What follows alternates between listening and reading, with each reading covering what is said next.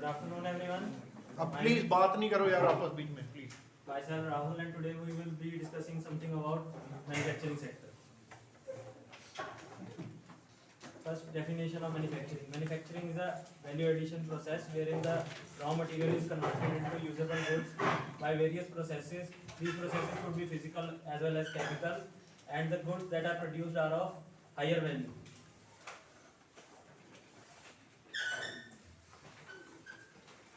Some bullet points about manufacturing sector. Investment of manufacturing sector in India. India is an attractive hub for foreign investment in the manufacturing sector. Several mobile phone, luxury and automobile brands, among others, have set up or are looking to establish their manufacturing bases in the country. The manufacturing sector of India has the potential to reach $1 trillion by 2025. This is the target set by Government of India. Electronics export rise nearly threefold from $4.4 billion in FY19 to $11.6 billion in FY 2022. India has become the second largest mobile phone manufacturer globally, with production of handsets going up from 6 crore units in FY15 to 29 crore units in FY20. Both these are very important punchlines. अलग अलग बैठना, बिल्कुल कोने में चले जाओ बच्चे. आप ये टाइम नहीं है क्लास में आने का. हर बारी लेट आते हो.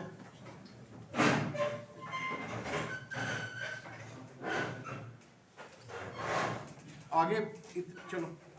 Electronics exports rise threefold, $4.4 billion 2019 to USD 11.6. And secondly, largest mobile manufacturer, again a very important 6 crore to 29 crore. अब देखो तो पाँच गुना इंक्रीज है. So export is around threefold है. तो that means more is consumed in India. इसको ना उसमें होगा USB पोर्ट है आगे एक फ्री. देखो दोनों में तो नहीं लगा हुआ ना कुछ. दोनों में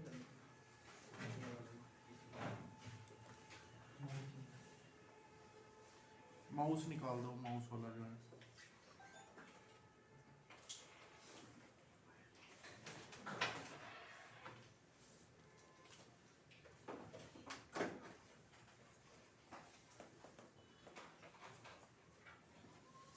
ये पॉइंटर है, देखो यहाँ पे सेंटर में रेड सा पॉइंटर है. ये नेक्स्ट है, ये बैक है.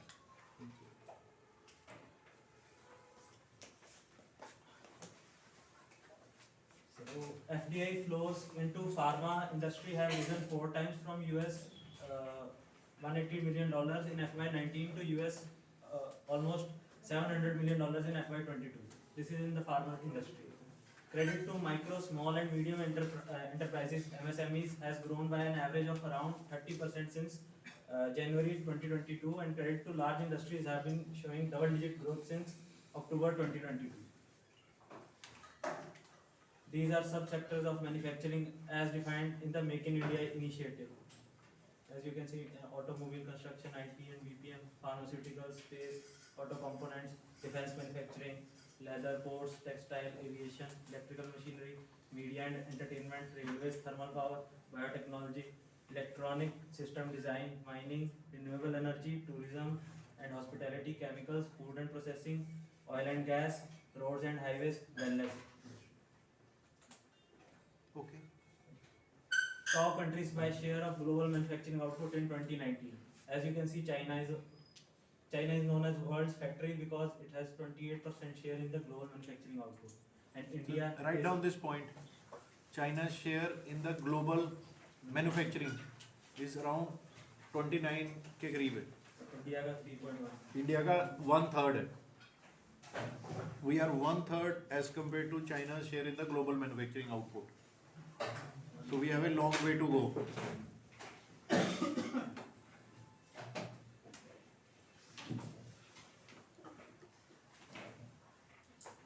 Manufacturing sector's share of GDP in India from 2010 to 2022. As you can see, it has always remained in the vicinity of 13 to 17%, and in 2022 it was 13%. In India, over the past 2 decades, the services sector grew rapidly without a manufacturing boom, unlike in other countries where manufacturing precedes services. So that is the difference why India does not have a strong manufacturing. One is capability. group. Okay. Next, देखो. Distribution of GDP across economic sectors from 2012 to 2022. Agriculture, industry and last क्या services.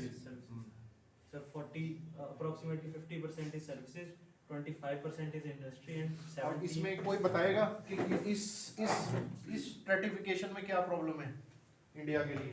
48% services, 25 manufacturing है, industry और manufacturing including mining and then 18% agriculture. इसमें क्या गड़बड़ है? Sir जो population engaged है वो एग्रीकल्चर में सबसे ज्यादा है और सर्विसेज में कम है, तो उसके अकॉर्डिंगली जीडीपी प्रोपोर्शनली ग्रो नहीं हो रही. वन जो और सर्विसेज इंडिया की हैं वो ज्यादातर आउटसोर्स्ड है बाकी कंट्रीज से, मतलब जो एग्रीड है, but that is not a very very big point.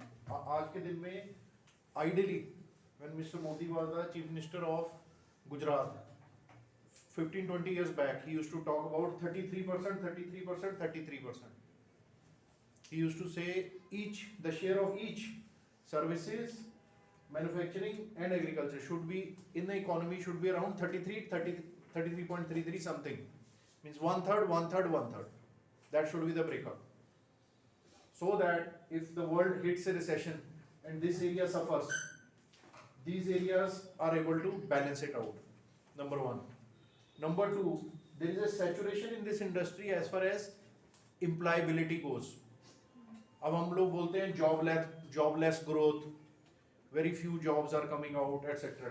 इस सेक्टर में आगे है कहीं फिगर? हाँ फिगर नहीं सर, उसमें मुझे ही बताया हुआ कि इसमें मेरे हिसाब से approximately 9 to 10 crore people are employed. You can write down services which contribute around 50% to the GDP stratification of India have around 10 crore people employed in it. This sector where it is 25% has around 22 crore people employed in it. And this sector around 18-20 around 60 crore people are employed here. So जैसे वो हमारा बच्चा गगन लिख के आया था, उसने भी लिखा कि पर कैपिटा इनकम अगर बढ़ानी है तो एग्रीकल्चर की इनकम बढ़ानी है. लार्ज बेस है in terms of man power. अब हम इतने सारे आईटी इंजीनियर पास आउट हो जा रहे हैं लाखों इन ए कंट्री, बट उसमें एक सैचुरेशन आ चुकी है. तभी एक्सप्लॉयटेशन है, तभी बड़े बड़े कॉर्पोरेशन टीसीएस, इन्फोसिस, विप्रो, उनका प्रॉफिट होता है 4500 करोड़, बट एम्प्लॉय को देंगे 35,000 40,000 रुपया, 50,000 रुपया. If they had the saturation had not reached, they needed more people, but they had less to recruit, they will offer good packages. अब सप्लाई इतनी है, डिमांड कम है, इसीलिए यहाँ पे जॉबलेसनेस दिखती है हमें. बीटेक, एमटेक लोग बैंक पीओ के पेपर देते हैं. MCom pass out, BCom pass out, BTech pass out, they go for government SSC, engineering background people, they go for service selection commission, income tax, sales tax, inspector jobs. So saturation है, but production यहीं पे हो जा रही है बच्चों की, क्योंकि इसका आउटपुट लेवल में कंट्रीब्यूशन आप देखो मोटा मोटा ऑलमोस्ट स्टैग्नेंट है. दिख रहा है? ये बहुत अच्छा ग्राफ है. Give him a round of applause. Very good. This was required.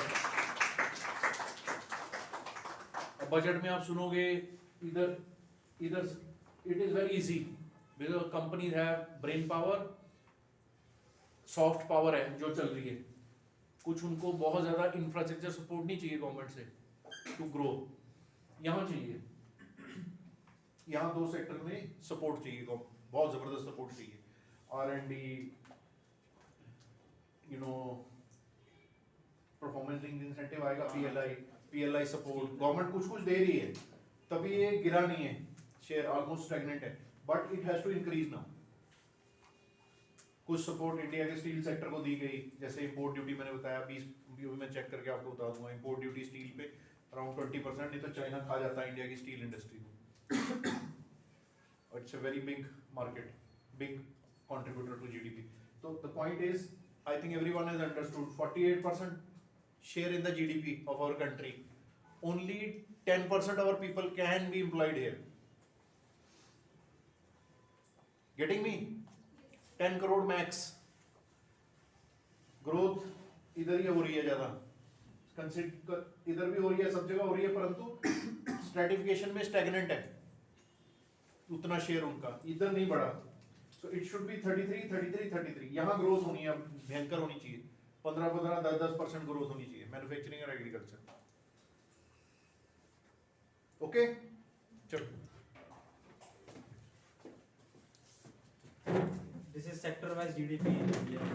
Very good. In 2023, you can see industry sector 20 and 53% here and 18% here. And basic manufacturing only contributes to 15% of the पीछे चलना पीछे. अब ये जो mining and quarrying है 2.36, इसमें very less people are employed. Majorly logistics का part होता है. एक्सकवेशन किया, निकाला और ट्रकों पे चला और ये गाड़ियों में चला. कंस्ट्रक्शन 8%. अब जो मैन्युफैक्चरिंग है ना, यू कहीं है डाटा आगे, number of people employed in manufacturing? Very good, चलो शाबाश. This is sector-wise distribution for our number one competitor China. As you can see, in industry 38% contribution to the GDP for China, and our is only 28%. China has become the world's factory because of its strong business economic system, low taxes and duties, cheap labor and competitive currency practices. And also cheap input costs, electricity, and cheap cost of capital. एक बच्चे को पूछा गया है, I am Lucknow की शायद interview में, कि cost of capital. Recent output trends for India's manufacturing sector. Very good. India's manufacturing output for 2022 was $450.86 billion, a 1.1% decline from 2021. India's manufacturing output for 21 was $455.91 billion, a 20.82 increase from 2022. Mainly because of lockdown. अब जैसे उसने, चलो carry on. India's manufacturing output for 2020 was $377.375 billion, a 1.1% decline from 2019. And in manufacturing output for 2019 was $381.55 billion, a 5.14% decline from 2018. चलो next. Distribution of workforce across economic sectors from 2011 to 2021. As you can see, majority of people are employed in agriculture sector. Approximately 43% in 2021, and 25% in manufacturing and 30% in services sector. These are employment trend in 9 selected sectors which account for majority of total employment in the non-farm establishments. And for approximately 40% people are employed in manufacturing and IT sector. 11%.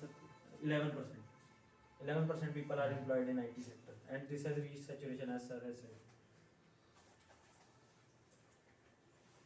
As per Economic Survey 21-22, the total employment in this sector has increased from 57 million in the year 2017-18 to 62.4 million in the year 2019 to 2020. Various studies have estimated that every job created in the manufacturing has a multiplier effect in creating 2 to 3 jobs in the services sector. In a country like India, where employment generation is one of the key policy issues, this makes the sector a critical one to achieve inclusive growth. Manufacturing is thus rightfully at the center place of the Honorable Prime Minister's vision in Make in India, which is to increase the contribution of manufacturing to GDP to 25% by the end of 2024. So, अभी 18 था ना शायद जो हमने पीछे देखा contribution. 15-16 चलिए 57 million manufacturing में 57 से 62 million. 6 key sectors boosting Make in India. These, as you can see, all of them are related to manufacturing sector: automotive, electronic system design and manufacturing, renewable energy, roads and highway, pharmaceutical, food processing. Automobile sector.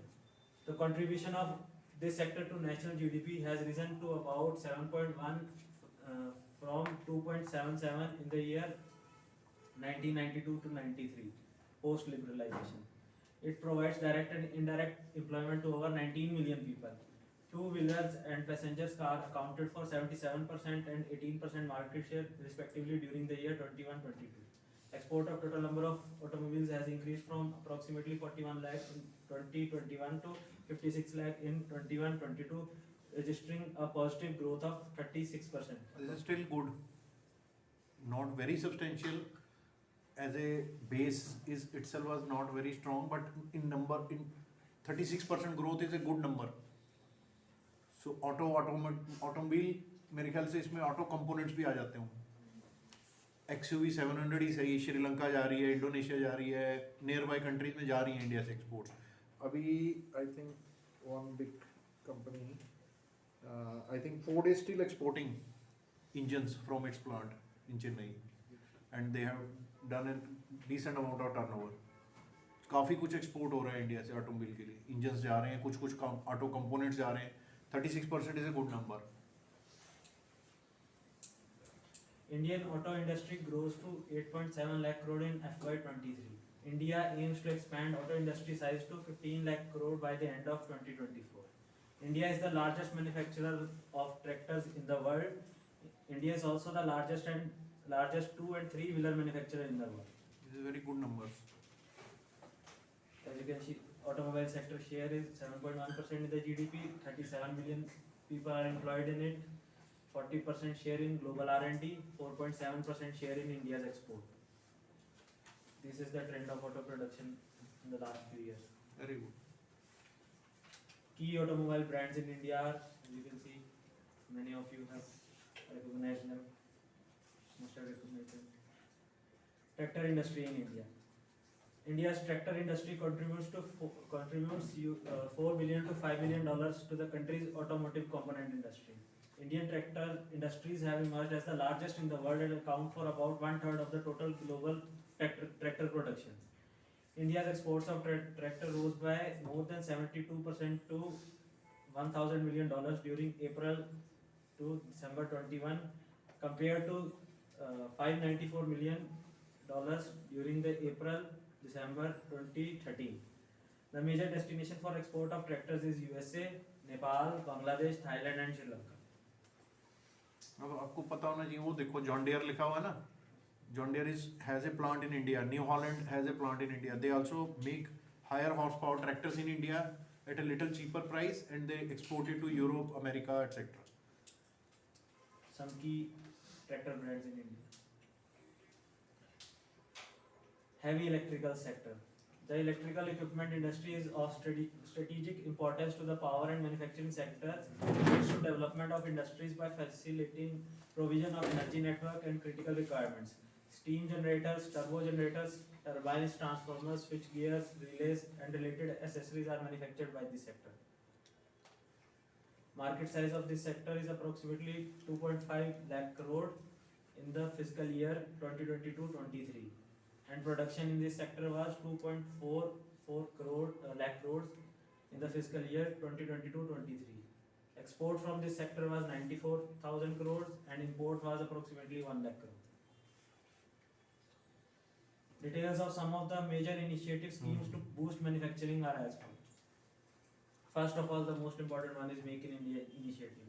The Make in India is an initiative which was launched on 25th September 2014 to facilitate investment, foster innovation, build best-in-class infrastructure and make India a manufacturing hub, manufacturing design and innovation hub. Industrial Corridor Development Program.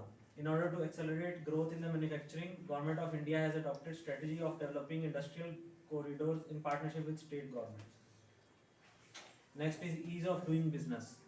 The objective is to improve ease of doing business and ease of living by simplifying, rationalizing, digitizing, decriminalizing government to business and citizen interfaces across ministries, states and union territories.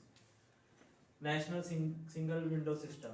The setting up of National Single Window System NSWS was announced in the budget 2021 with the objective to provide end-to-end facilitation and support to investors including pre-investment advisory, provide information related to land banks and facilitate clearance at center at state level.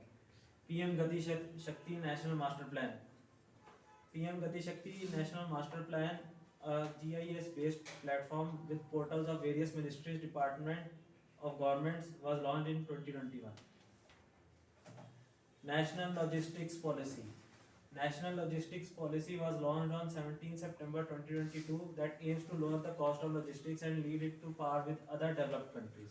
Production Linked Incentives (PLI) scheme. Keeping in view India's vision of becoming Atmanirbhar, PLI schemes for 14 key sectors have been announced with an outlay of rupees 1.97 lakh crore to enhance India's manufacturing capabilities and exports. Indian Footwear and Leather Development Program (IFLDP).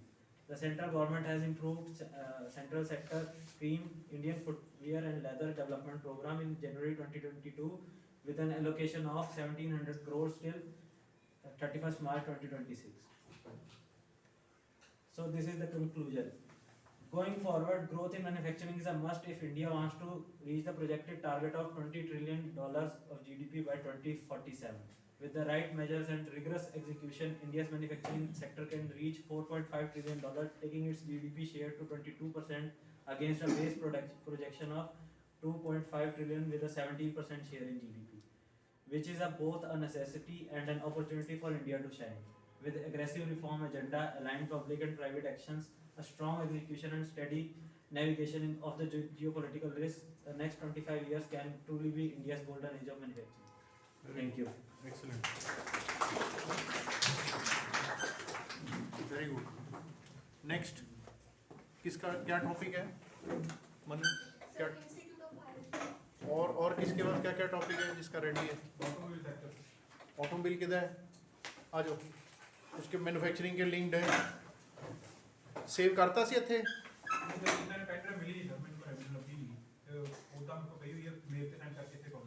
नहीं नहीं रहने दो.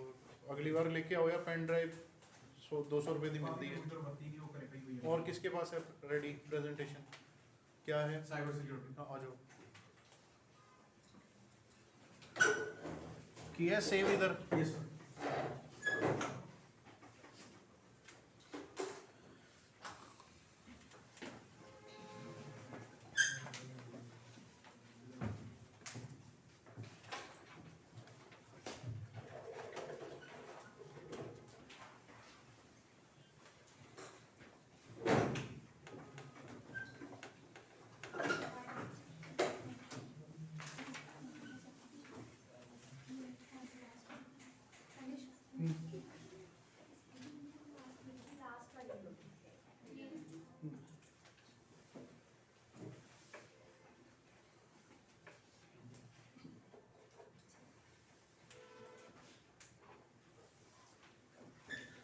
Good afternoon, everyone. Today I am going to give a presentation on cyber security. So for knowing what is actually cyber security, we first need to know what are cyber frauds and what type of cyber frauds are actually common in India and the world. So cyber fraud refers to any illegal activity carried out using a computer or the internet. In layman language, it basically means to take all your private information about your cards, about your laptops, about your photos, anything else like that. It is basically used to like do different things. Like one can blackmail you, one can take your information and ask for funds from other people. It can like breach an organization, the governments, anything else. So let's start. वो pointer दिया है? नहीं. आपके पास ये उससे next हो जाएगा centre में. राइट साइड वाला नेक्स्ट है. उल्टी तरफ से पकड़ो. हाँ. Okay. हाँ. So types of cyber frauds in India. The first one is online banking fraud. So online banking fraud basically means like we all have heard that we give our not to give our OTPs, the CIA numbers, the bank details, anything like that to anyone else, not even our own family members. It's not about, I'm not doubting any of your family members, but it is just that today hacking is so easy that anyone's phone can be hacked very easily. Next is phishing scams. Phishing scams is just like if I send you a link and you click on that, I can get all your information through that. It's very simple. Any link can work like that. Third is social media fraud. Social media fraud involves like most of us have heard that our friends' IDs have been hacked. They ask you to put this email on you, or those Bitcoin cyber frauds. Like they tell us to that you can get this profit on so less amount. So all these are types of frauds. So first is online banking fraud. Online banking fraud involves phishing. Like criminals use deceptive emails or websites to trick individuals and take their information and use against them. Malware attacks. There are basically third-party softwares. Like we all download some APKs on our Androids. These are all third-party softwares which have the devices have inbuilt protection against them. So next is social engineering. Cyber criminals manipulate people into revealing their bank details through physiological manipulation or decoy. So the basic simple method is ATM skimming. We all have heard our parents speaking that जब भी ATM use करते हो, you should cover your full ATM screen. You should not show your PIN. You should not show your bank details, anything like that. People can easily do that. It is very simple. They can also use some magnetic strips or some magnetic bands. Like there is a device that comes, I'm forgetting the name. Its name is some Zero. So that device is so simple that if that device is implanted, like if it is implanted in here, you open your car can be hacked. You open your phone can be hacked. They don't need to connect any device to that. It's just a wireless device. Next is SIM card swapping. SIM card swapping involves fraudulent individuals coercing mobile operators to reassign a victim's phone numbers to new SIM card under the control of the scammer. Like you go to purchase a new SIM card and that SIM card is tracked. You can easily lose all your information through that. So increase in the number of affected people. Sir, is this clear? It's not clear for me. No. Is this clear? No. No? Number बोल दो आप 13,000 something है last में. Yeah, I need to open that. 13,530. Just a second.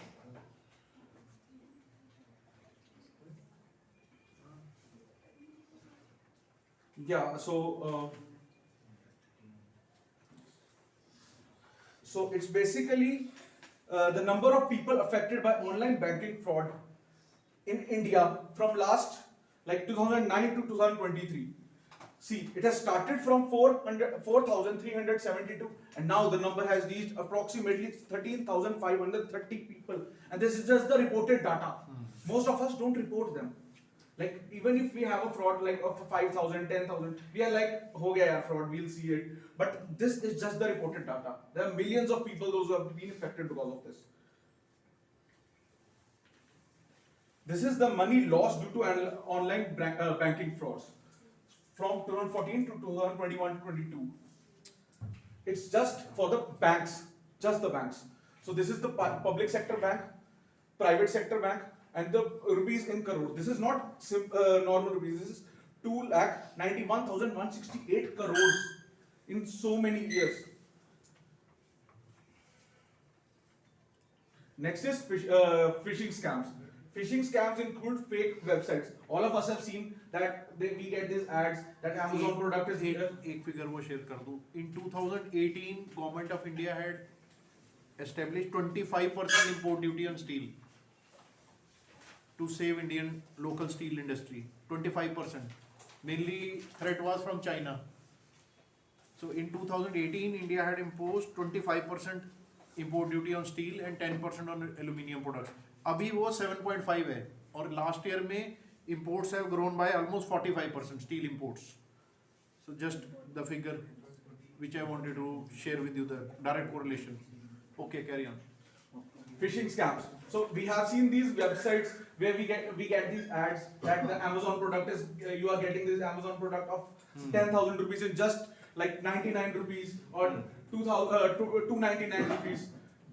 These are all fake websites. I'll show you after some time, like in this presentation only, that the number of fake websites over the world has increased drastically. Next is email spoofing. Like all of us are preparing for different MBA colleges. Today, nowadays we are getting these emails. Most of us have been getting these emails in the spam that join this college, join that college. Most of these are real, but some of them just are to take your information. If you click the link, they will take you to some website that will crash or show some error, and all your information will be going to them. So please do not click until unless you know the link is very useful. SMS phishing, SMS and WhatsApp. All of us are getting these messages that you have won this much crore in Crorepati, and with these videos with your name on that and proper animation. All those are also fake websites. They first ask you to put some money in their account just as the fees for the transfer, and after that they take all your money just with the right click of a computer. Next is number of phishing sites globally. Again, the graph is hazy, I don't know why. But see, you can see the trend. The trend is increasing. This all over the world. Number of unique phishing sites detected worldwide from third quarter 2013 to third quarter 2022. In just 9 years, you can see there's a drastic change. Vyom, एक second. Vyom, घर जाओ. Please leave the class. Immediately leave. Next class में मत आना. एक class आपको punishment है. Please leave now immediately. Please leave. अगला बंदा कोई ऐसे मिलेगा मुझे वो जाएगा वापस और अगली क्लास नहीं लगाएगा. उसको इंटरव्यू में भी लास्ट प्रायोरिटी मिलेगी. प्लीज जाइए.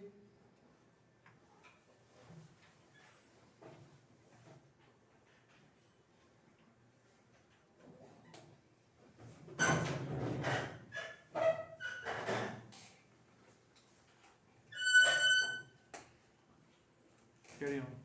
Yeah. So these are the number of phishing sites. This amount is 1270883. So this was the last check in quarter 3 of 2022. These are all quarter wise from 9 years. Increase in the number of phishing scams in India. You will be like really shocked to see that 200% of increase was there in the phishing scams from last year.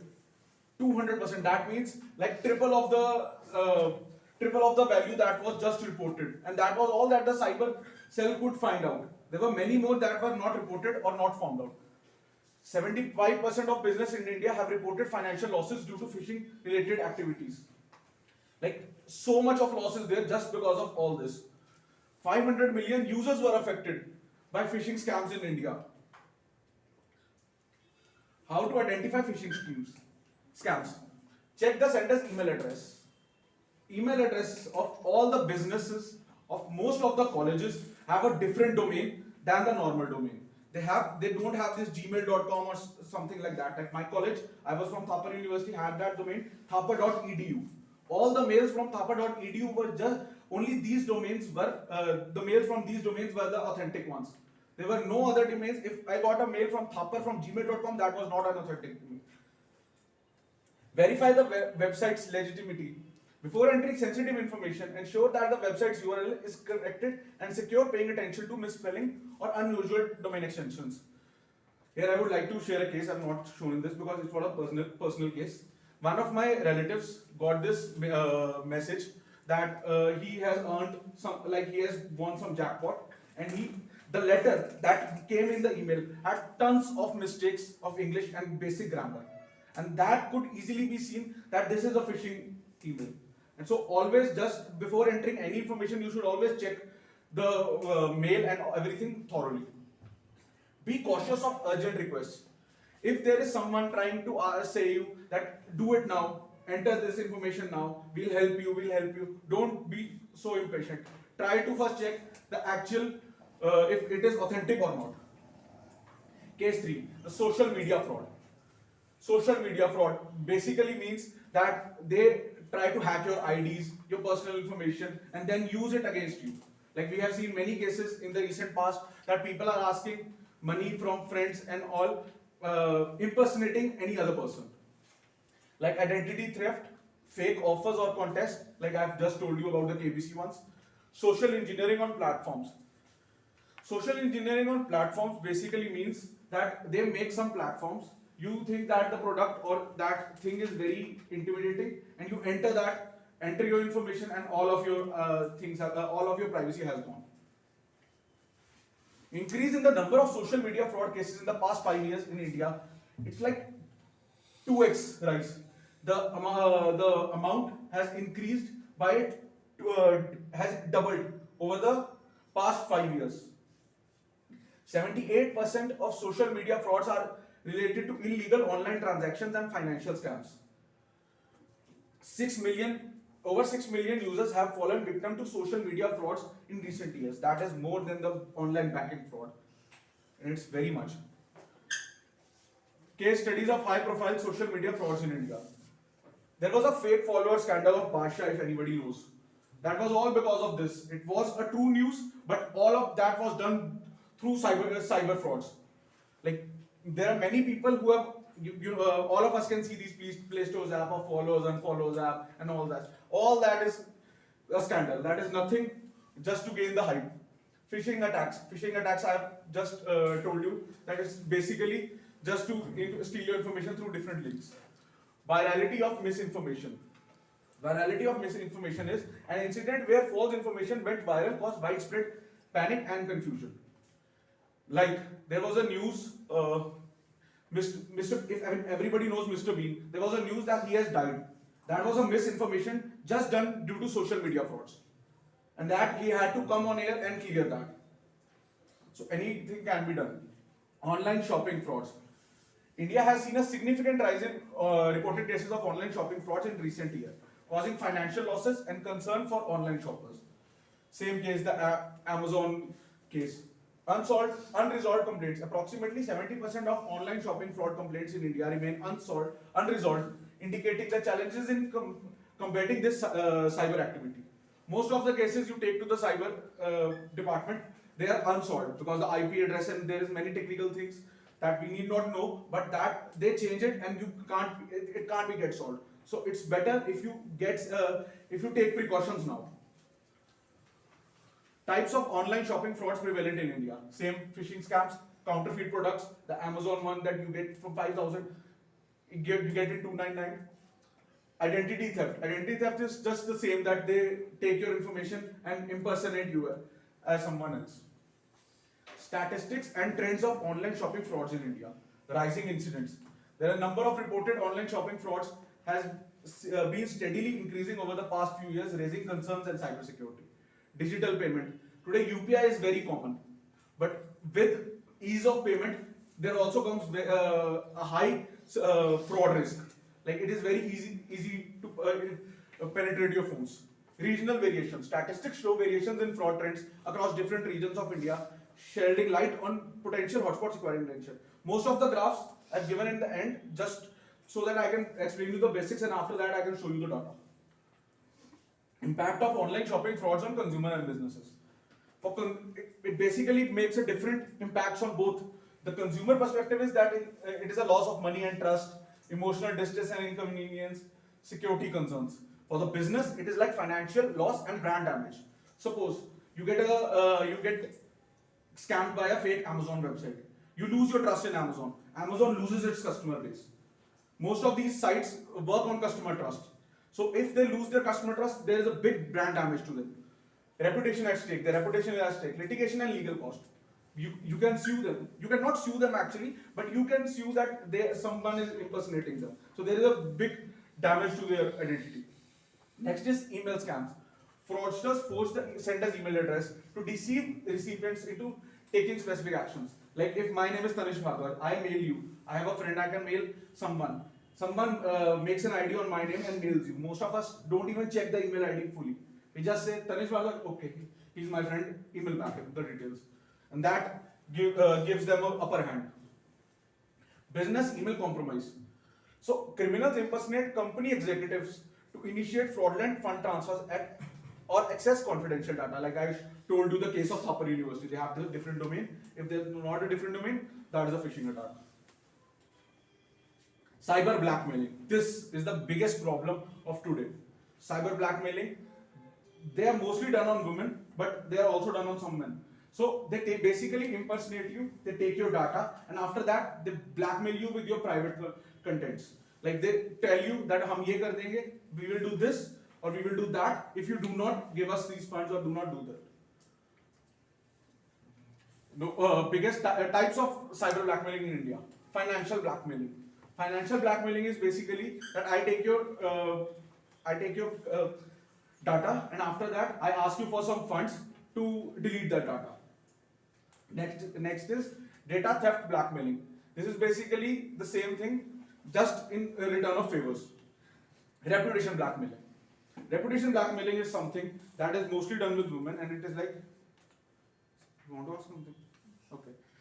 It's basically like I take a data of a girl, and after that I blackmail her. Ki I'll spoil your reputation. I'll tell everyone that you do this or do that, and that is a very big risk for today. Common tactics used by cyber blackmailers. Phishing emails. Mostly phishing emails are the major point that are in everything. Ransomware attacks. These third-party apps put some virus in the phone or something like that. Sextortion. Instances where individuals are threatened with the release of personal information or images or videos unless a demand is met. Physical, mental, financial, any demand. Impact of cyber blackmailing on individuals and businesses. पीछे चलना मैं अभी एक और latest चल रहा है कि they will you have applied for some visa for say Turkey or Canada etc. through some agent, even if it is a travel agency, or you have applied for a tourist visa. They will get some information by paying them something, the fraudsters. So they will come to know that you have applied for a visa to Turkey, your passport number is this, your Aadhaar card number is this, etc. So they will call you and they will tell you, we know this is your Aadhaar card number, we are calling from cyber, police cell. पूरा studio बना हुआ है आजकल.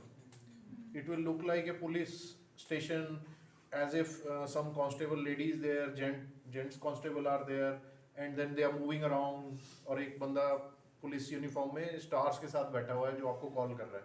He will talk to you, he will ask you, ये आपका आधार है? Yes. आपके इस आधार से लिंक होके आपका पासपोर्ट नंबर ये है, आपने टर्की का वीज़ा अप्लाई किया, आपके नाम पे कंसाइनमेंट हमने पकड़ा है, उसमें नारकोटिक्स मिले, and those are now you are under we are going to come and arrest you. So ये आपका है, ये पासपोर्ट आपका है, आपने यहाँ का वीज़ा अप्लाई किया है, टर्की जा रहे हो, आप टर्की का बंदा है जो ये इसमें सारे में डीलिंग में है, क्या कहते हैं, ड्रग डीलर है. We have arrested him. He has given us information that you had told him कि वहाँ पे आपको deliver करना है material. तो you are under arrest. You will be arrested. अगर आपने बचना है तो ये करो. अभी मुझे इतने पैसे आप इतना तो खैर सेंस सबको होनी चाहिए, बट कई बार जब बंदा अपनी फैक्ट्स सामने निकल के आते हैं तो you feel taken a back कि इनको इतना कैसे पता है कि हमने टर्की का वीज़ा अप्लाई किया, ये मेरा पासपोर्ट नंबर है, ये आधार कार्ड है, हम इस डेट को इस होटल में जाके रुकने वाले हैं, etcetera etcetera. Because all those details are required before you apply for a visa. So by getting those you sometimes get threatened, and then when your mind is not perfect, they tell you आप अभी हमें 5 lakh rupees अपने different relatives से इस account में डलवाओ. Account में भी चला जाता है. अब पुलिस हमारी वही है अनफॉर्चुनेटली, तो ना वो स्टूडियो पकड़ा जा रहा है ना ही वो बंदे पकड़े जा रहे हैं. पंजाब नेशनल बैंक के अकाउंट्स में जाते हैं पैसे, वहाँ से CCTV जब हम ट्रांजैक्शन देखते हैं बाद में तो पता चलता है कि कैश निकाला गया है. मतलब CCTV is there. If police wants to act, police can act. I have somebody known to me in police. तो कहते हैं अमरिंदर सिंह की वाइफ के साथ कुछ हुआ था, तो within 24 hours the guys were nabbed. This is a problem with our country. If we are powerful, if we are very influential, then whole machinery will act. Or if we have a relative who is in a cyber cell, who is SP or DSP or commissioner, etc. But unfortunately, for a common man, there is no accountability. The constable will deal with the person who has lodged a complaint of 16 lakhs fraud. Constable तक ही रहेगी बात. एक बार meeting हो जाएगी sub inspector से, बस ऊपर का कोई सीनियर बंदा इन्वॉल्व नहीं. क्यों? क्योंकि पुलिस को for good work there is no reward and for bad work there is no punishment. And this is a system for the whole, unfortunately, for the whole public sector, undertakings and government departments in India. This is very big problem. तभी हम लोगों को problem आती है. कोई charter नहीं है. अगर हमने आधार कार्ड के लिए अप्लाई किया, कितने दिन में आधार कार्ड आना चाहिए. RTO के लिए अप्लाई किया है, कितने दिन में हमारी फाइल RTO से ट्रांसफ़र होकर हमें मिलनी चाहिए. 20 बार चक्कर लगवाएंगे, फिर अपने आप ही आपको 10,000 रुपये रख के देने पड़ेंगे. यहाँ एजेंट आएगा, वो कहेगा आपने बाइक भी इधर से इधर हरियाणा से यहाँ लुधियाना में करानी, 12,000 रुपया क्या वो लूँगा मैं. 12,000 रुपया रिश्वत है, और बाकी टैक्सेस एटसेट्रा अलग. हरासमेंट होएगी, 10 बार आपकी फाइल नहीं मूव होएगी. लाइसेंस का देख लो, हमें क्यों एजेंट के पास जाना पड़ता है.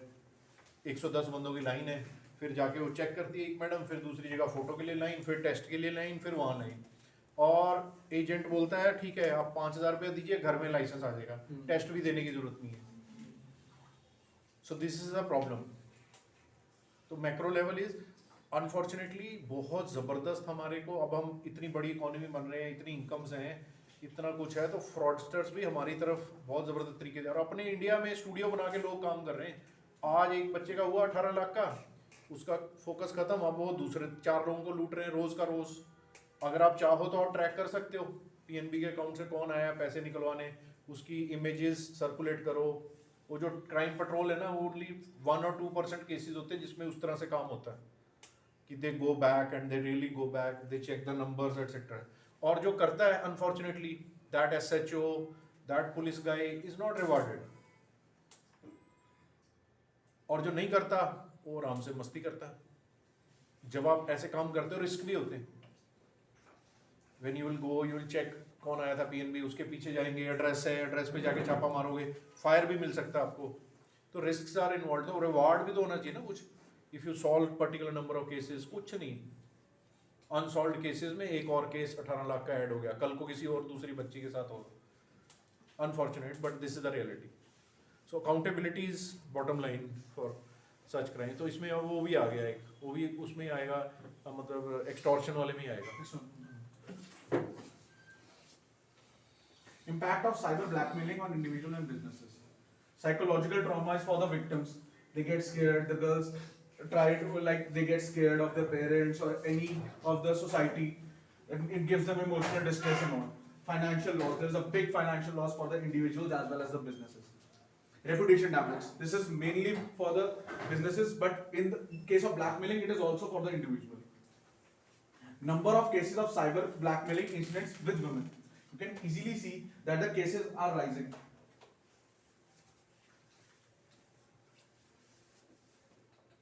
In 2018, the number of cyber crimes against women was basically 398, and in 2021 it has increased to 489. The blackmailing has increased from 5, every woman, 5 people, and has now increased from 15 people just in one city. Fake profiling, miscellaneous, total number of cyber offences in a state has approximately been 5,562. The state's cyber offence record has also increased. The arrested ones are basically 2,475 in 2021, whereas the reported was more than 20,000 approximately, in the last slides I've shown. And just the arrested one is just 10%, as sir was telling, that only 10% have been arrested because there is no help to the people.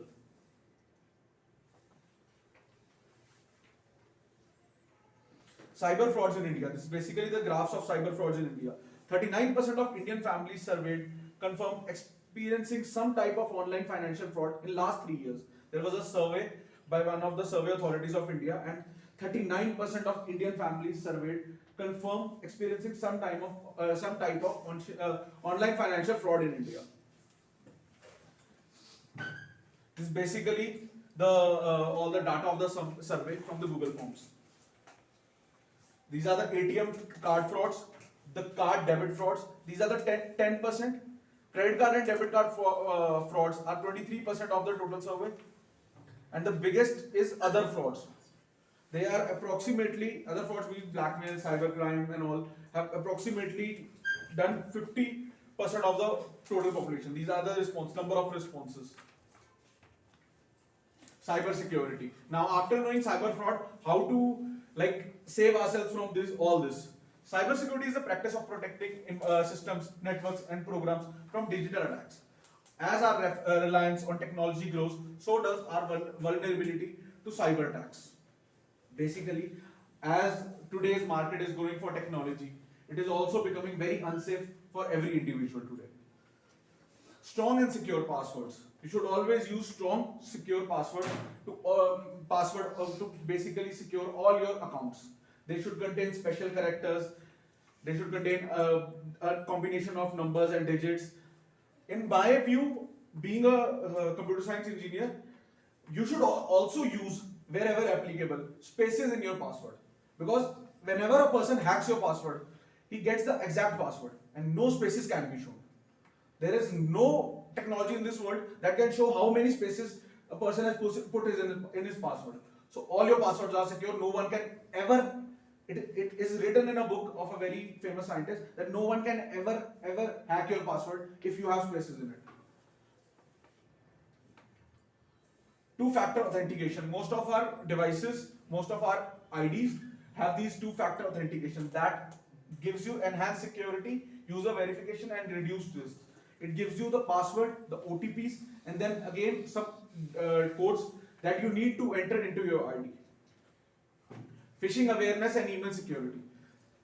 Phishing awareness campaigns should be there by the government so that we, as soon as the cybercrime, the cyber police gets hold of a particular phishing community or a phishing website, they should publish it. They should publish it to the local community so that everyone knows that if this particular person is asking you for this, don't give. Like sir just shared a case of that studio and all. If no one of us had known about this news of this, if anyone or even everyone had known about this, they may have contacted the actual police or they may have contacted someone whenever they got a call from them. So it's very important. Link verification. Always verify the legitimacy of email links and refrain from clicking on unknown or suspicious links to avoid potential phishing attacks. I would like to share a case. There is a, like in the COVID, all of us were having these vaccines. So there is this hospital in Ludhiana, I will not name the hospital, their ID was hacked. My mom called them for arranging like booster dose, for the appointment of booster dose. They were like, ma'am, you have to pay it now. It is an online fees. You can't pay it offline. My mom told that we should pay it offline, but they were like online. Then I tried to call them, and just I was talking in English. They were very good in English, and just I said something in Hindi, and that person started in Bhojpuri. So all of us can easily know that it was not a real. The official website was hacked, and the hospital was not knowing about that. Secure communication. Again, you should always check the communications, the protocols, everything very securely. Safe browsing habits. Use reliable websites. Always use websites that you know about very well. Active security softwares. You should always use these antivirus, McAfee. There is this Indian software that the government has told to install in your phones. But most of us don't know because they were very bad campaigns about the same. It is called eCleaner Bot. I also heard about it like when I was researching for this. This is a software that the government has told you to install in your phones. The Indian government has told specifically to install in your phones so that you do not get warnings of this kind of to be safe from cyberbullying. Ad blockers. Use ad blockers that block the ad of these third-party apps that we see and can click on for getting infection. Secure Wi-Fi networks. Always connect to Wi-Fi networks that are secured. We always see this ad on the TV that don't connect your phone to any public network, don't connect to your phone to a public charger, just because that it's just a thing of two things. It's just a thing of 2 seconds to hack your phones. Network encryption, strong passwords, network visibility. Roles of businesses in protecting against cyber frauds.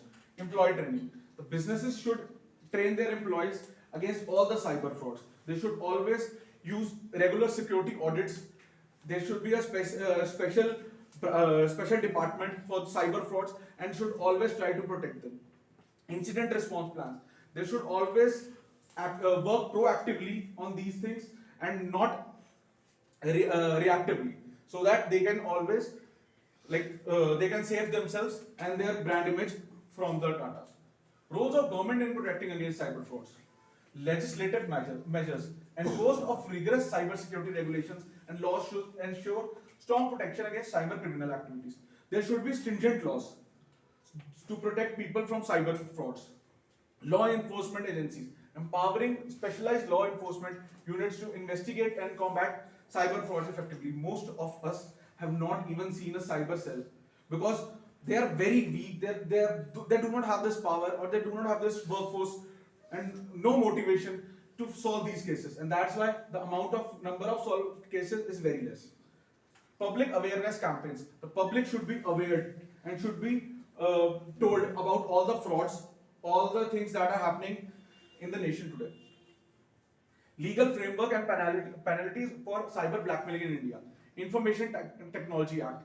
It provides legal provision to address cyber blackmailing and impose penalties on offenders. But again, there is no motivation, there is no proper workforce, there is no proper rules that are helping us in being safe from these cyber frauds.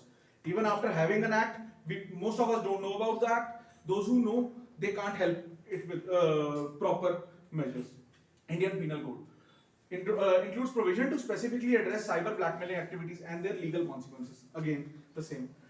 Penalties. Offenders may face imprisonment and fines based on the penalty of the cyber blackmailing offense. There should be stringent rules and stringent penalties that should be given to all the cyber frauds. Roles of self. Now it comes on us to protect our information against the cyber frauds. Continuous learning. Always be informed about the latest cyber frauds, about the latest technology, about how people can easily defraud you.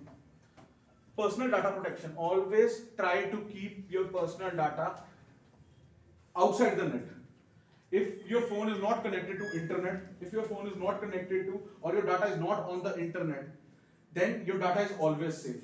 But there is one saying that if you put something on internet and you delete it, it still always prevails.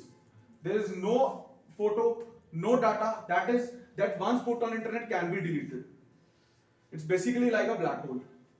Incident reporting. If, God forbid, if you ever get any, are basically basically scammed or basically are cyber defrauded, you should always report that and you use the help of the government officials. How to identify fake websites? Check for the check for the link. Ensure the website URL begin with this and display a padlock icon. A padlock icon is like a lock icon, indicating a secure and encrypted connection. Domain authenticity. Again, harper.edu, gmail.com. Same, google.com and any other basically different domains. Customer reviews. You should always check customer reviews of a website, of a product before buying it, so that you can see the authenticity of the product. If they're actually real reviews or not. Thank you. Very good. Next, एक तो ऋषभ, आप ले लो overview of service industry, लिख लो overview of service industry total. इसमें IT exports कितना है, आईटी इंडियन आईटी सेक्टर कितना है, ब्रेकअप, पूरा एक ब्रेकअप आ जाएगा सर्विस सेक्टर का. इसी में आ जाता है various kinds of BPOs, business process outsourcing, जो रात को इधर काम करते कॉल सेंटर्स वगैरह, वो भी सर्विस इंडस्ट्री में ही आता है. तो उसका total overview, major players India में जैसे टीसीएस, इन्फोसिस, विप्रो, क्या क्या किसका कितना कितना शेयर है. एक total overview of India's service sector. Harsha, आप ले लो बच्चे total overview of PIL, PLI, performance linked incentive scheme. कब ये स्टार्ट हुई थी, जैसे उसमें लिखा हुआ था 2018 से स्टार्ट हुई थी. किन किन सेक्टर्स को दी गई, किन किन सेक्टर्स में क्या क्या उससे बूस्ट मिला, कितने लाख करोड़ का आउटले हुआ है. जैसे मोबाइल में दिया था, अब सेमीकंडक्टर में दिया है और मैन्युफैक्चरिंग में भी दिया है.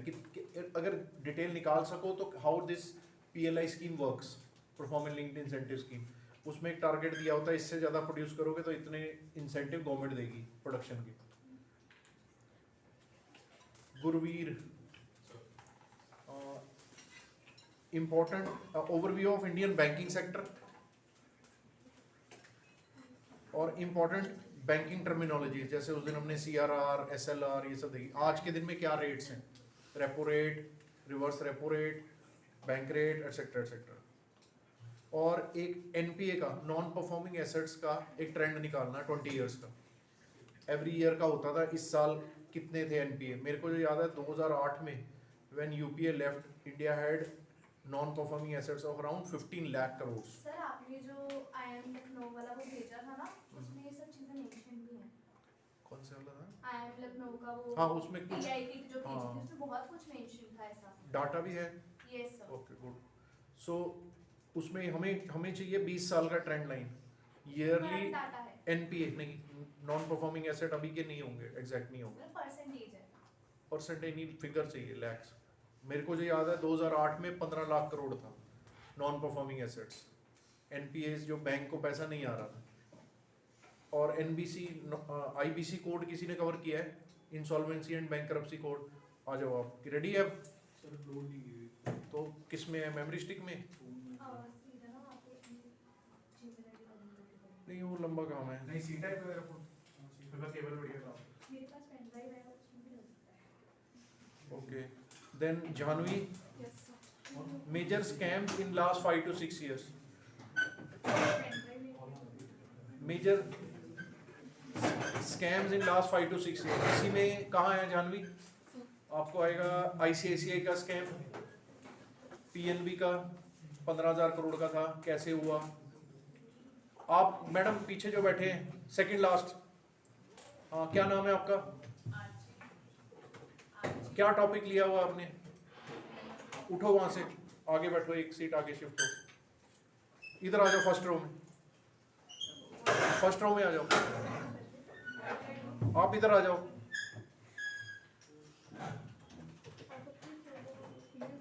आप क्या देख रहे थे मोबाइल पे? मैसेज था मॉम चलता है। इधर आ जाओ। और टॉपिक क्यों नहीं लिया आपने? आप इतने क्या बैकग्राउंड है आपका? कम्युनिकेशंस का है ना?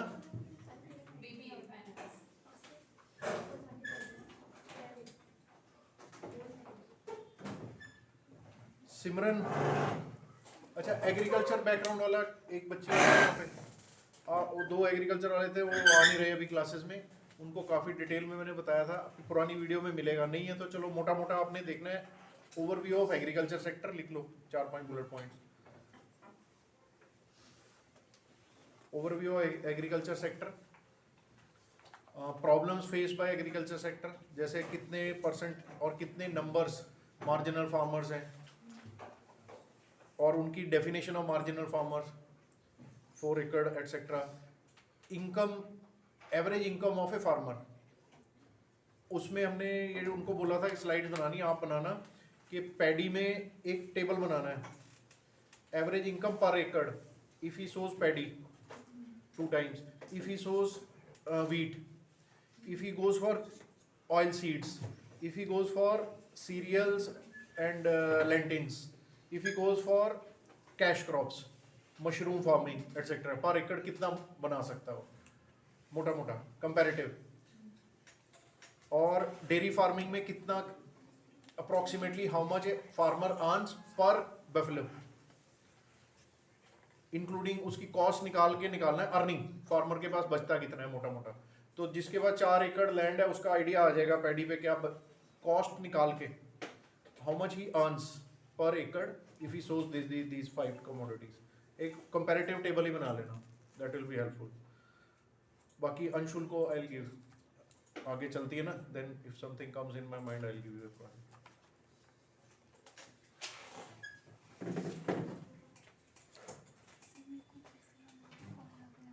हाँ जाओ।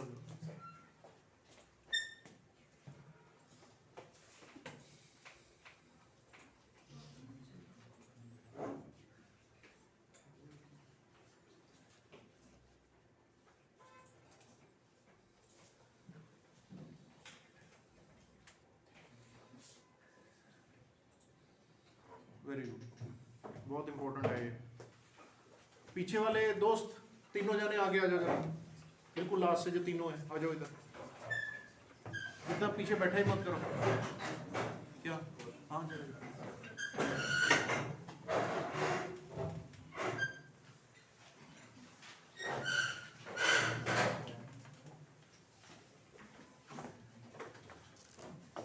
अदर डिसइन्वेस्टमेंट्स भी पकड़ी हैं? नहीं सर, वो अगली पार्ट में बता देंगे।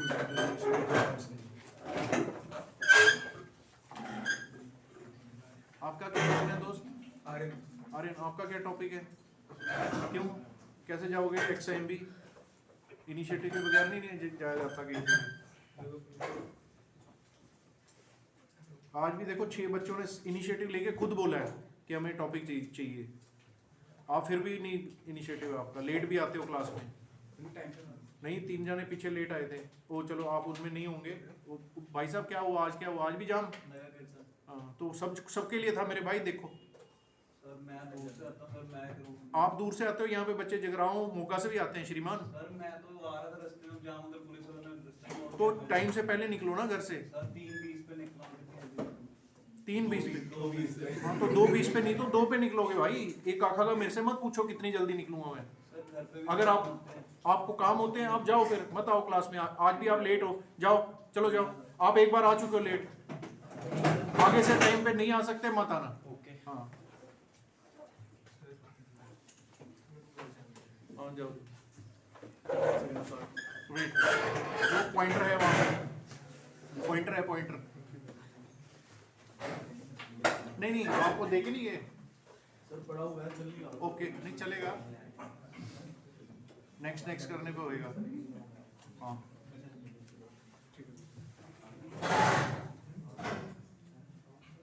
अब ये please. Good evening, everyone. I'm Ansh, and in my presentation, we'll talk about mainly 4 things. First is the Indian budget, interim budget of this year, the highlights of the previous budget. Second is Indian economy and its employability, but it has already been discussed in a previous presentation, so we'll skip this part. Third is the insolvency and the bankruptcy code, and the fourth will be the case study of Air India बात disinvestment. कोई कर रहा है तो Okay, so first of all, what is a budget? A budget is an approximation of revenue expenses over a defined future time frame. 3 तरह के budget हो सकते हैं mainly. First is the balanced budget where revenue is equal to the expenditure. Second is surplus budget. Third is the deficit budget. In India we have a deficit budget. बहुत सालों से deficit budget ही हुआ जा रहा है because we are growing economy है हमारी. Our expenses are always more than the revenue and thus we're in a constant need of borrowings. So we can define deficit budget in three types mainly. First is the fiscal deficit. Fiscal deficit is the difference between total expenditure and total receipts excluding borrowings. इसका मतलब ये है basically as an economy क्या amount है जो हमको borrow करनी पड़ रही है to fund our growth and plus the interest borrowings जो हमारी पिछले सालों की भी carry on हो रही है. Okay, so what are the impacts of fiscal deficits? First is a high fiscal deficits lead to unnecessary expenditure done by the government that leads to potential inflationary pressure on the economy. क्या करती है government? Printing more currency by RBI for meeting the deficit, also known as deficit financing. If more currency is printed by the RBI, there is more money in the circulation, inflationary pressure आ जाता है economy पे, जिससे पूरा अच्छा इसमें question जो पूछेंगे इंटरव्यू में, इज फिस्कल डेफिसिट गुड और bad for economy? Let me gate answers. बोलो रोहित. और Sir, it is good to a certain कौन बोल extent. रहा है? हाँ बोलो. It is good to a certain extent because it shows that government is spending for the growth of the shows नहीं है, शोज से ज्यादा इंपॉर्टेंट है कि स्पेंड करना पड़ता है डेवलपिंग कंट्री को. It depends upon the types of expenditure which is being. One अगर is डिफेंस right. एक्सपेंडिचर ज्यादा हो रहा है तो फिर फिजिकल डेफिसिट उसकी वजह से हो रहा है तो गलत है. Okay fine, good, very good. सो डायरेक्टली बैड नहीं है, specially for a developing country. अब इतने ज़बरदस्त हाईवे प्रोजेक्ट चल रहे हैं, रेलवे प्रोजेक्ट चल रहे हैं, ब्रिजेस बन रहे हैं, इंफ्रास्ट्रक्चर बन रहा है, एयरपोर्ट्स बन रहे हैं etcetera. Developing country can not से कि मेरे पास जितना पैसा आएगा मैं उतना ही खर्चूंगा. हमें डेवलप करना है, lot of things are under development. So a developing country is likely to have a deficit, fiscal deficit, but it should be again जैसे inflation थी. Borrowing should be for the productive purposes. One is productive purpose, वो अच्छा point है कि why the major heads of expenditure, जैसे India का budget focus आपके दिखेगा capital investment, infrastructure पे बहुत तगड़ा है. So that kind of expenditure. Number 2, एक developing country, a within controlled limit. Fiscal deficit is okay, 4-5-6%. India needs to develop, and we can't say कितना पैसा आएगा तभी हम चलाएंगे, तभी और चीजें करेंगे, नहीं तो बैठे रहते हैं. So we need to. तो it is required for a developing country. Fiscal deficit is not a bad thing if the investment outlay is quite focused towards futuristic development, capital expenditures, etc. अब ये नहीं होना चाहिए 9-10% हो जाए GDP का, 5% तक 3 से 4-5% वो आएगी ना ट्रेंड लाइन, तो that much in a controlled band it is okay. Okay, so fiscal deficit is mainly क्या borrow करना पड़ रहा है हमें as an economy. So broadly 3 तरह से हम borrow कर सकते हैं. First is from the international market, IMF से borrow कर लिया, World Bank से borrow कर लिया. Second is printing more money, इससे inflationary pressure आ जाता है. Third can be like the very famous quote, the government has no business to be in business. हमारे जो non performing assets हैं, जो हमारे पास पड़े हुए हैं, एयर इंडिया था या और भी लॉस मेकिंग हमारी जो एंटिटीज हम उनको सेल करें, जो उससे हमारा रेवेन्यू जनरेट हो, उससे हम ये फिस्कल डेफिसिट फंड करें. Second is the revenue deficit, total revenue expenditure minus total revenue receipts. इसमें कैपिटल आउटले का कुछ बात नहीं होती है, जो बेसिक रेवेन्यू एक्सपेंडिचर जो होते हैं इसमें सिर्फ वही बात करते हैं. Third is the primary deficit. अब प्राइमरी डेफिसिट और फिस्कल डेफिसिट में बस ये फर्क है कि इसमें इंटरेस्ट पेमेंट्स नहीं आती हैं. क्या फर्क पड़ गया? अब the borrowings we have as an economy is too much, और उन पे जो इंटरेस्ट पेमेंट्स एक्यूमुलेट होती रहती है हर साल, वो भी बहुत ज्यादा बन जाती हैं. तो प्राइमरी डेफिसिट सिर्फ वो शो करता है कि इंटरेस्ट पेमेंट्स हमने जो रिड्यूस की टोटल फिस्कल डेफिसिट से, इतनी एक्चुअल बोरिंग्स हैं. अब एक्चुअल में India has a debt to GDP ratio of 83%. This may seem like a very large figure, but even China has a figure of about 80 to 83%. IMF तो ये भी कहती है कि in the coming years the debt to GDP ratio can be as high as 100%. But our government is completely opposite to their sayings. वो कहती हैं कि अगले 4-5 साल में we can bring this debt to GDP ratio down to 70%. Okay. Last year's budget estimates. Total receipts other than borrowings is estimated at 27.2 lakh crores. हमारे जो पैसे इकट्ठे हुए वो 27 लाख करोड़ रुपए ही हैं. बाकी the total expenditure is estimated at 45 lakh crore. So a typical example of deficit budget. The net tax receipts are estimated to be 23.3 lakh crore. हमारे देश के खर्चे 45 लाख करोड़ है, लेकिन टैक्स से जो हमारा इकट्ठा हो रहा है that is just 23.3 lakh crore. The fiscal deficit is estimated to be 5.9% of GDP. हर साल जो हमारा बजट बनता है वो बजट फंड करने के लिए ही जो हमको बोरिंग्स करनी पड़ती हैं, that is approximately 6% of our GDP. To finance the fiscal deficit of 2024, the net marketing borrowings from rated securities are estimated to be 11.8 lakh crore. इतना हमको बाहर मार्केट से बोरो करना पड़ा था just to fund our budget. Highlights of the previous budget. The per capita income has more than doubled to 1.97 lakh in around 9 years. Double हो चुकी है पिछले 9 साल में हमारी per capita income. Indian economy has increased in size from the 10th to 5th largest in the world in the past 9 years. सबसे important point, 7400 crore digital payments of rupees 126 lakh crore have taken place through UPI. 126 lakh crore आप ये देखिए कि हमारी official system में record हो गया. पहले सारी पेमेंट्स कैश में होती थी, इतनी अमाउंट हमारे फिर भी अब एक रिकॉर्ड में आ चुकी है. 11.7 ये करोड़. क्वेश्चन पूछा ना IMI के इंटरव्यू में, सबने पढ़ा था कि नहीं कि how UPI transactions affect the economy. So it has a positive impact. They become accounted. 11.7 crore household toilets constructed under स्वच्छ भारत मिशन. अब इस पे भी बहुत फंडिंग लगती है गवर्नमेंट की, क्योंकि कुछ सब्सिडीज हैं या कोई स्कीम्स हैं जिनसे बिलो पॉवर्टी लाइंस वालों को फंडिंग मिल जाती है to construct a toilet in their home. 9.6 crore LPG connections provided under Ujjwala. Although the prices of LPG, the prices of oil has risen up. अब इसके पीछे भी एक कारण है. A lot of us say कि मोदी सरकार ने क्या किया, तेल 100 रुपए पर लीटर आ चुका है, but there is a reason for that. Does anyone know about the oil bonds? The interest on the oil bonds that we are paying. हमारे पिछले जो सब्सिडी में तेल बेचा गया बहुत सालों के लिए सब्सिडाइज्ड रेट पे LPG दी गई, लेकिन जो उस पे बोरिंग्स हुई और उनका इंटरेस्ट पेमेंट ही कितना इकट्ठा हो चुका है कि अब हम सब्सिडी में तो बेच ही नहीं सकते, and even to fund that interest payments of the previous borrowings हमको रेट बढ़ाना पड़ा. अब यही अगर फ्री की चीजें बांटी जाएंगे, अगर फ्री की LPG देते रहेंगे, सब्सिडाइज्ड रेट पे तेल देता रहेगा, बोरिंग्स बढ़ेंगी, इंटरेस्ट पेमेंट्स भी बढ़ेंगी, और फिर आने वाले सालों को हमें टाइम बॉम्ब ही देंगे आगे हमारी फ्यूचर जनरेशंस को. 22 crore Covid vaccination of 102 crore persons. India का बेस्ट कोविड वैक्सीनेशन ड्राइव रहा है, बेस्ट. 220 करोड़ कोविड वैक्सीनेशंस और फ्री, सबसे पहली बात free Covid vaccine. 47.8 crore PM Jan Dhan bank accounts. 140 crore की पॉपुलेशन है, 50 करोड़ को तो 50 करोड़ लोगों के जनधन बैंक अकाउंट बना दी जीरो बैलेंस वाले। Cash transfer of 2.2 lakh crore to over 11.4 This is farmers. very good achievement of Modi government, big achievement. 220 crore vaccination. वो vaccine खराब भी हो जाती है बहुत जल्दी, मतलब if you don't keep it in a refrigerated environment, it was very difficult to manage it at such a huge level in the country, and it was very well managed. Cards मिले, authentication हमको certificate मिलता था first, फिर उसी से linked second mini dose, wonderfully done.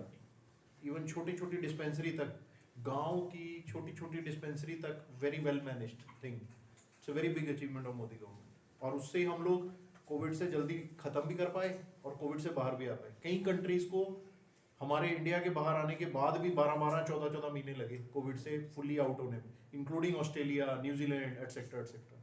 India का इतना vulnerable health care system था, इतना मतलब इस पे डाउट्स थे लोगों को, और रीजनेबली डाउट्स थे, but it was so well managed till the ground level. Vestiges were minimised, and even injection जब थोड़ा सा रह जाता था तो दे यूज्ड टू वेट कि हम तब खोलेंगे नेक्स्ट जब 10 बंदे आ जाएं। Everybody in the chain, to anganwadi workers, nurses, everyone played their role, and it was very well managed.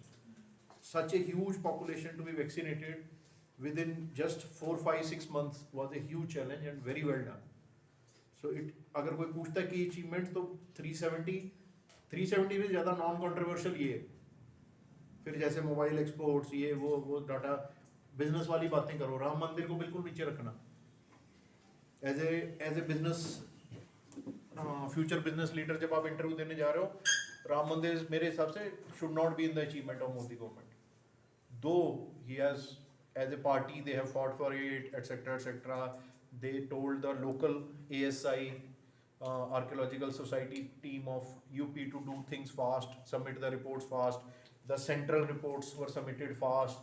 The legislation, the case moved little fast. The requests from government were all expedited. Everything was done, but not in the top 5 achievements. Ram Mandir. Getting me? कोई भी गलती से भी राम मंदिर मत table पे ले आना टॉप अचीवमेंट्स में। टॉप अचीवमेंट में रखो good international relations, GDP growth, vaccination को रखो। किसी वो प्रोफेसर जो बैठा उसको भी लगा वैक्सीनेशन, तो he will accept that as a very good positively. सबसे स्टार्ट ही वैक्सीनेशन पे करो। फिर हाईवे पुश, हर किसी को दिख रहा है, हर तरफ दिख रहा है highway push, train network push, then focus on the manufacturing sector through PLI schemes. अब वो आएगा डाटा जब निकलेगा PLI का, डिटेल में निकाल के लाएंगे, then we'll see it is a very very effective scheme. Exports of mobile manufacturing, Indian make in India, Indian मेरे को जो लगता है 4th पे आना चाहिए, 5th पे बिगेस्ट में आपका लोकल डिफेंस मैन्युफैक्चरिंग। लिख लो 5 पॉइंट, मोदी के 5 टॉप 5 अचीवमेंट्स अगर आपने बोलनी हो। मैं आर्टिकल 370 को भी नीचे रख रहा हूँ क्योंकि वो भी कंट्रोवर्शियल है। कंट्रोवर्शियल पॉइंट को बोला ही ना, क्योंकि उसमें वो आगे से पूछ सकता है कि yes it has integrated blah blah blah, but people in Jammu and Kashmir have resentment for this, so what to do? So is it not one sided? You are looking at one side of it. People, the UPA and the India alliance have said if they come to power they will again reinforce it, etc. So it is bit of a controversial thing. जिसमें controversy आने का chance है वो बोलो ही मत। First achievement में आप लिखो यही वैक्सीनेशन, हर बंदे को लगी है। The vaccination, the way it was done and the way whole country was covered till the village level, it was a great achievement. Well managed activity. 102 crore persons vaccinated within a span of 4 to 6 months. Number 1 achievement. Number 2 highway. वो figure आ जाएगी आप लोग को कहीं ना कहीं, यहाँ पे भी शायद देखिए नंबर ऑफ कितना रोड नेटवर्क, हाईवे डेवलपमेंट, जो अभी Atal bridge etcetera connecting various Jammu Kashmir, Manali etcetera through various road network initiative, again very good. Rail network improvement, Vande Bharat trains, separate track for goods and other trains, जिससे कि उनकी स्पीड भी बढ़ रही है, लॉजिस्टिक इंप्रूवमेंट आएगी, प्लस बाकी ट्रेन्स रुकेंगी कम, उनको वेट नहीं करना पड़ेगा मालगाड़ी के लिए. So separate rail network push. Third is manufacturing sector push through PLI, performance linked incentive schemes. Earlier it was done for mobiles, now it is being done for semiconductor. आप याद ही कर लोगे सब कुछ, लिख नहीं रहे मैडम? आपका असिस्टेंट है वो मैडम? फिर मेरे पास पेन नहीं है, शाबाश. क्लास के लिए आए हो, पेन नहीं लेके आए. क्या नाम है? खुशी. क्या खुशी? ऐसे कैसे? वहाँ मैं बोलता हूँ एक पेन इधर लेके जाना है, एक अंदर बैकअप रख के जाना है. और नोट्स ले लेने, उधर को फोटो खींचेंगे. शाबाश. ओके, सो 4 हो गई. Manufacturing sector strong push through performance linked incentive schemes. There were incentive schemes for different sectors. If you produce above this level, you get fiscal incentives. International relations. Improvement in international relations and stature of India. India has a global say now. That is a fact. हाँ, इसको छोड़ देते हैं. International भी debatable हो जाता है कि इससे इंडिया को डायरेक्ट इनडायरेक्ट बेनिफिट्स मिलते हैं स्लोली, बट डायरेक्ट कितना स्ट्रॉन्ग नहीं है. तो फिफ्थ मेरे हिसाब से है strong impetus on domestic defence manufacturing push. Tanks we are making in house, bullets we are making in house, rifles we are making in house, bulletproof jackets also we have started to make, BrahMos missiles we are making, Tejas aircrafts we are making. Lot of defense equipment manufacturing is now taking place in India, where we used to import in $1 billion. So the imports would have gone down. PLI कौन ले रहा है? Performance. आप ही कोशिश करना उसमें ना India के डिफेंस के इंपोर्ट्स का ग्राफ लेके आना, इंपोर्ट और एक्सपोर्ट दोनों का. ऐसे जाएगा जो मुझे लग रहा है, एक इधर जाएगा इंपोर्ट का और एक्सपोर्ट का, ऐसे जाएगा. सो उसमें lot of indigenous companies, L&T, Tata, Reliance, blah blah blah, and many, they are being given preference. If you are an Indian entity, you have first right to supply. Companies who have been in India for years and were supplying defense related industries, अब foreign की companies उनको approach कर रही हैं कि हमारे साथ MOU कर लो, हमारे साथ एग्रीमेंट कर लो, तभी हमें एंट्री मिलेगी इंडियन डिफेंस सेक्टर में, नहीं तो आपके बिना हमें मिलेगा नहीं order. Which was the other way around. पहले इंडियन मैन्युफैक्चरर ढूंढते कोई जर्मन मिल जाए, US कोई टाई अप मिल जाए इक्विपमेंट के लिए, फिर हमें एंट्री मिलेगी. अब अदर वे अराउंड है. Indian manufacturers are given first priority, first advantage, first preference in the domestic buy DRDO in the manufacturing. ठीक है, ये 5 मोटा मोटी ठीक है. बाकी जो है ना ये वो पॉपुलिस्ट कुछ स्कीम्स हैं, इम्प्रूवमेंट्स हैं, ठीक है, बट ये नॉन डिस्प्यूटेबल हैं ये 5, और ये बिजनेस मनी इन चीज़ों से related.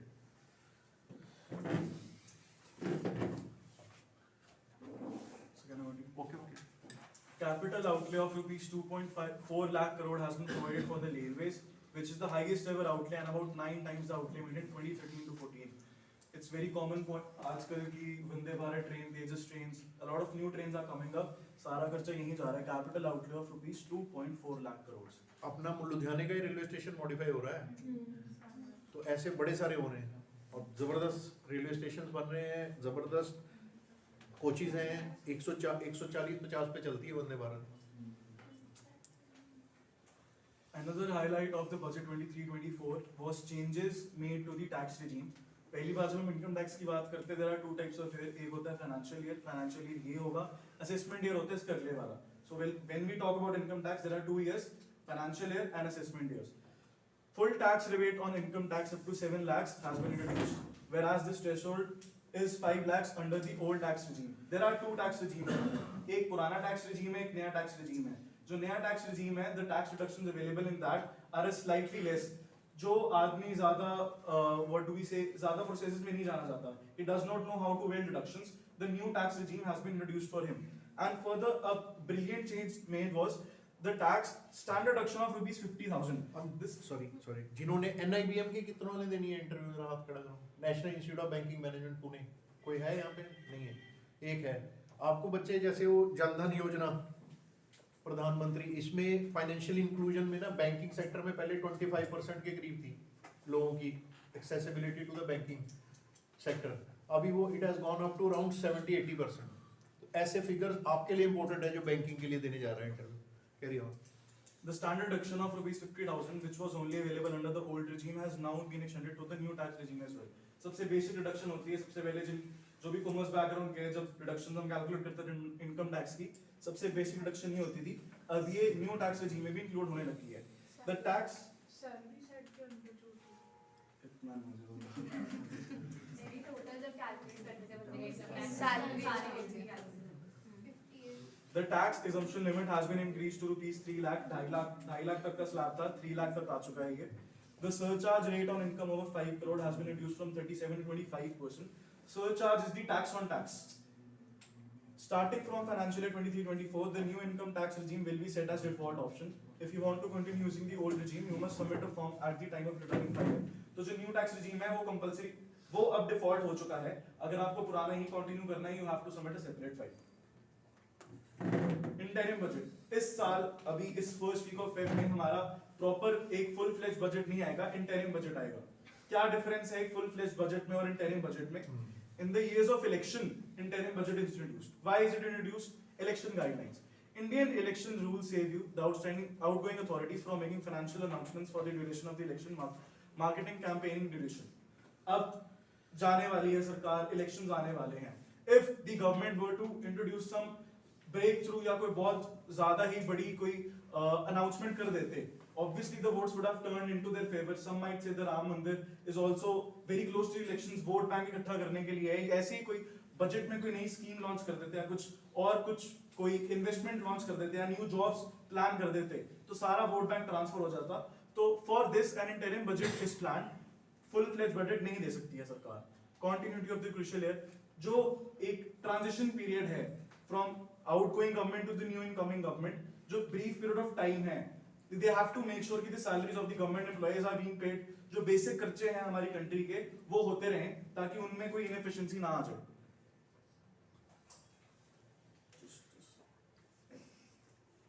Limited policy changes, fiscal prudence, short time period outlook, leveling the field. I'll move on to the next slide. 2024 expectations, crypto market expectations. Despite the enabling of central bank digital currency, there is hope for comprehensive policy on cryptocurrency regulation. अभी तक कोई regulation नहीं है cryptocurrency पे. The government does not have any say on it. कोई भी stringent regulation नहीं है. So people are expecting कि कोई crypto market पे regulation आ जाएगी इस वाले budget में. Double taxation on dividend. Current taxation on dividends is in the hand of shareholder is viewed as double taxation since the company already pays taxes on its profit. जब हम company के taxes calculate करते हैं तो profit after tax होता है, उसके बाद अर्निंग्स पर शेयर पे निकलती हैं, तो वहां पे एक बार अगर टैक्स लग चुका है तो जब हमारे हाथ में डिविडेंड आ रहा है दोबारा हम टैक्स क्यों पे कर रहे हैं? So that's a kind of double taxation. People are expecting कि इस पे कोई न्यू रूल आएगा. Policy announcement, expectations for policy announcements or extensions with focus on extension the flagship incentive scheme for manufacturing electric vehicles. पीछे subsidies launch हुई थी EVs पे, बीच में बंद कर दी गई. पीपल आर होपिंग कि ईवीज पे सब्सिडीज दोबारा आ जाएंगी. STT removal reduction, analysts are anticipating the removal और reduction of the security transaction tax particularly in the cash market. This demand as per cash market is stock market and cash market are two different things. Cash market में short term securities trade होती हैं, वहां पे security transaction tax लगता है, तो the investors are hoping security transaction tax हट जाए. फर्दर एक और चीज जो a lot of news channels are anticipating is जो tax exemption threshold है वो 2.5 था, फिर 3 हो गया पिछले बजट में. People are hoping कि वो 3.5 लाख हो जाएगा. So no tax till 3.5 lakh of income.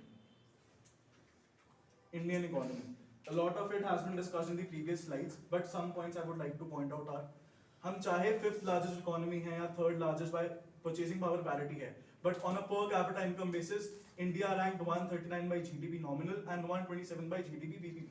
हमारी GDP तो बहुत बड़ी है लेकिन उतनी बड़ी पॉपुलेशन भी है हमारी, तो पर कैपिटा में हमारे इससे ज्यादा कुछ नहीं आता है. We have a per capita income of about 1.97 lakh rupees. कुछ भी नहीं होता है ये as compared to the other developed nations. Nearly 70% of India's GDP is driven by domestic consumption. Country remains the world's 6th largest consumer market. In 2020, India was the world's 6th largest importer and the 9th largest exporter. Foreign direct investment was about $82 billion. India has free trade agreements with several nations and blocs including Asian, South Korea, Japan, Australia, UAE. बाकी points फिर भी discuss हो चुके हैं. My friend discussed this in his presentation. Given this. Now we'll come to the IBC code, insolvency and the bankruptcy code. So what exactly is IBC? We have had instances in the past where a lot of defaulters have fled away from the country. उनके assets यहाँ पे पड़े रह गए, public bidding होती रही, वो collection नहीं हो पाई. बहुत examples है Vijay Mallya, Nirav Modi. So the government bought an IBC code. What exactly is IBC code? I'll explain it to you in a layman's language.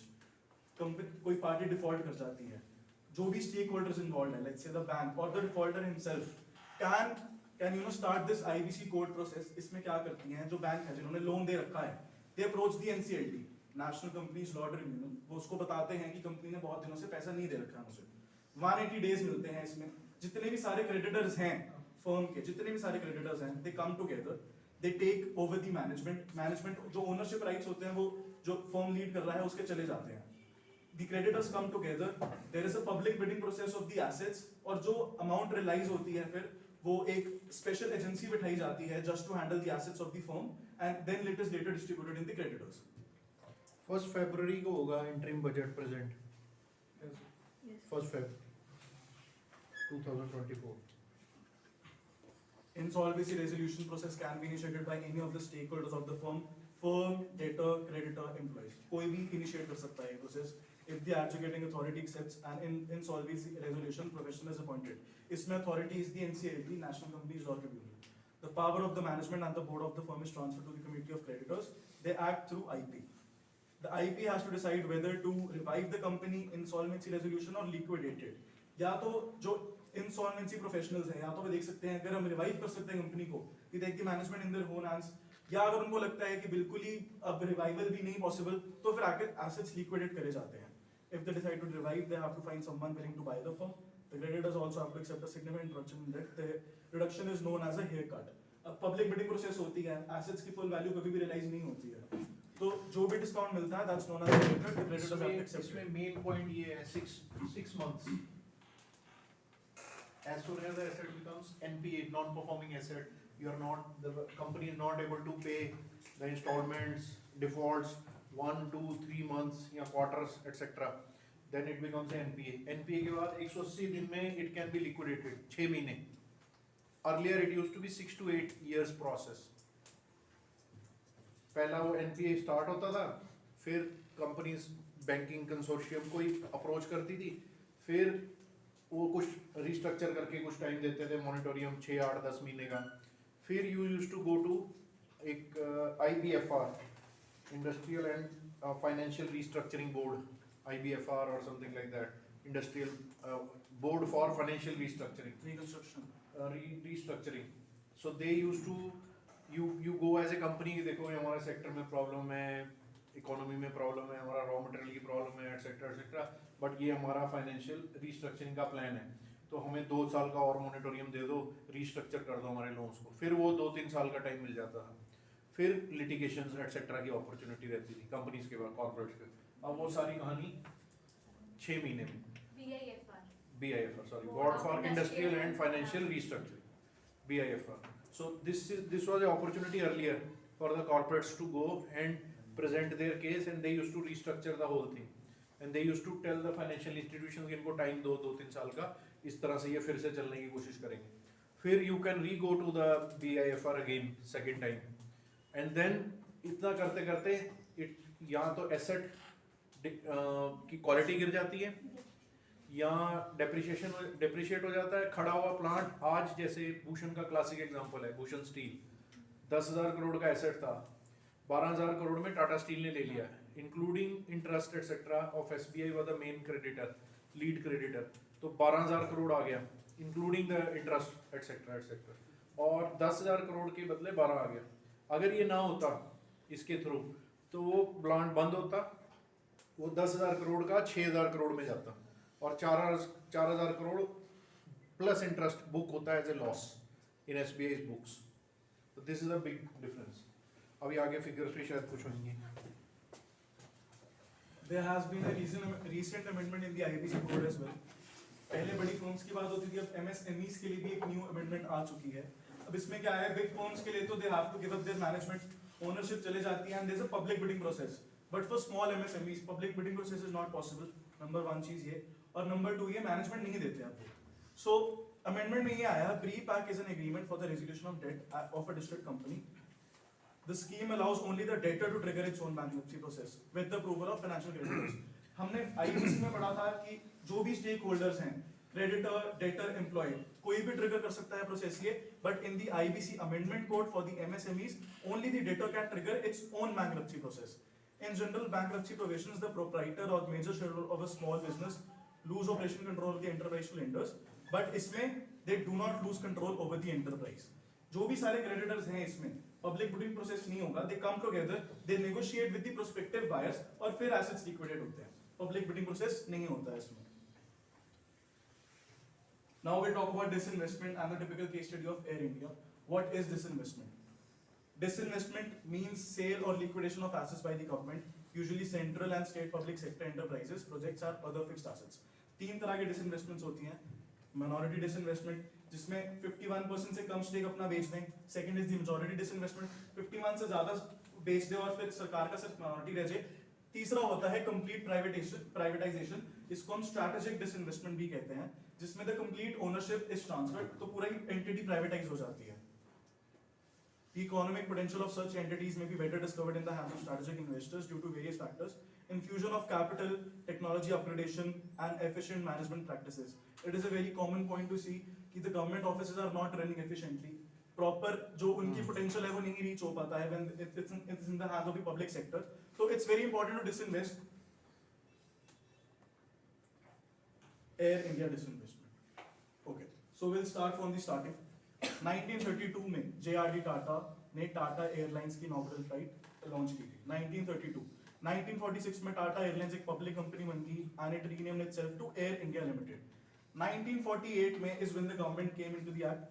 Government of India acquires a 49% stake in the carrier. एक private entity चल रही थी, government of India ने आके 49% stake ले लिया. आपने IBC की फिगर्स वगैरह नहीं ढूंढी कुछ? नहीं सर. अंशुल, आपने ढूंढना है IBC insolvency and bankruptcy code की पूरी हिस्ट्री कब ये लॉन्च हुआ, ठीक है, और तब से लेके अभी तक IBC के अंडर कितनी लिक्विडेशन हो गई हैं, करोड़ में होंगी, 1000 लाख करोड़ भी हो सकती हैं. मेजर बुलेट पॉइंट जैसे टाटा स्टील, मैंने बोला आपको इसका था, Bhushan steel acquired by Tata steel, SR steel acquired by Arcelor Mittal, Lakshmi Mittal की company.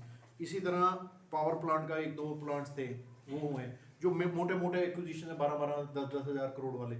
Major acquisitions, major liquidations under IBC 10 bullet point जो मेन है, या 5 पकड़ के ले आना. उसके बाद टोटल इन ईयर जब से इंट्रोड्यूस हुआ, इंट्रोड्यूस इन दिस ईयर, 19 में कितना हुआ, 20 में कितना हुआ, 22 में, 21, ऐसे कर ईयरली फिगर्स. वो पूरा इसको मिल जाएगा, सब डाटा मिलेगा ऑल द वे. ये करके लाना अच्छा होगा फिगर्स. मेजर फाइनेंशियल फ्रॉड्स भी था, वो मैंने कवर नहीं करा था. वो फ्रॉड्स का मैंने आज एक